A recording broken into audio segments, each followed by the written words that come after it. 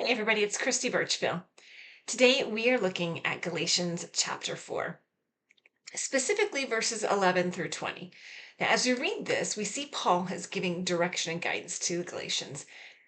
And to be perfectly honest, he's been pretty hard on them. The first several chapters, he's really kind of had to be a little more of that kind of corrective, disciplining type of letter saying, hey, why are you doing this? Don't do these silly things. And so it's definitely been a harsher letter than some of Paul's other letters. If you want to go back and look at any of the previous sessions we've talked through this, you can see those. There's a link in the description below that will take you to the playlist. So you can go back and look through. But as we're reading through these verses, we really see Paul's heart through all of this.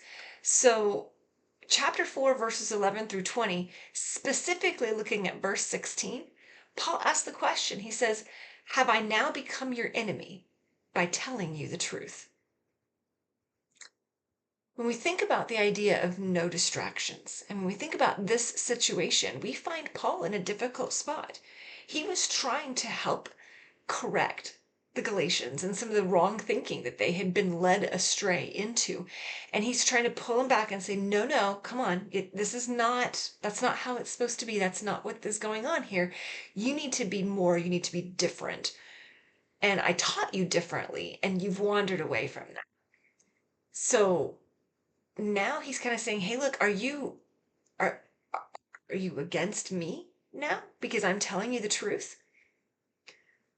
How often I feel like we could use this statement in today's terms. I scroll through my social media feeds and I look at the people who are defending Christ and I look at the attacks that people have and that they're having against them and just the anger and the bitterness. And a lot of times these are people that were friends, people that we had relationship with. There was some something mutual that had in common.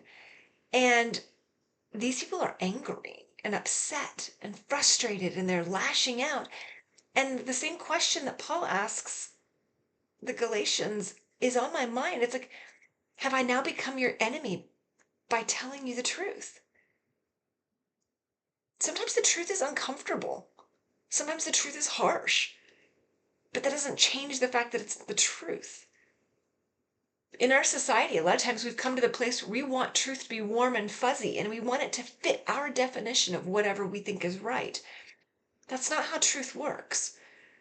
And there are going to be times and there are going to be places and there are going to be people that sometimes don't like what I have to say because I'm trying to base it on the truth of Christ from the Bible.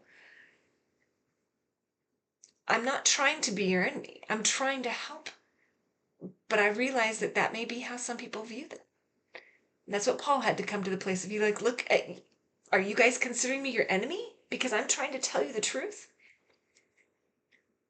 Guys, the truth has to be everything. If we're going to live a life without distractions, it has to be centered and focused on the truth. We've talked a lot about being focused as we go through this series because that's a big key about distractions, but it's got to be focused on the right thing. And that's the truth of Jesus Christ. That's where the focus is to be today. Does that describe your life? Does that describe you? What else do you need to be focused on?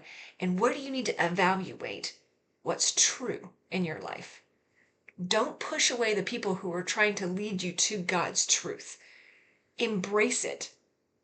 Realize it may hurt for a moment, but the truth is truth. And even if it hurts, God has provided a way to be able to receive his mercy and grace through that. Love for you to join us. Make sure you subscribe. We're going to continue through. We got at least 2 more chapters to get through. There's a lot more that Paul goes through in his letter to the Galatians, so don't miss that. We'll see you tomorrow.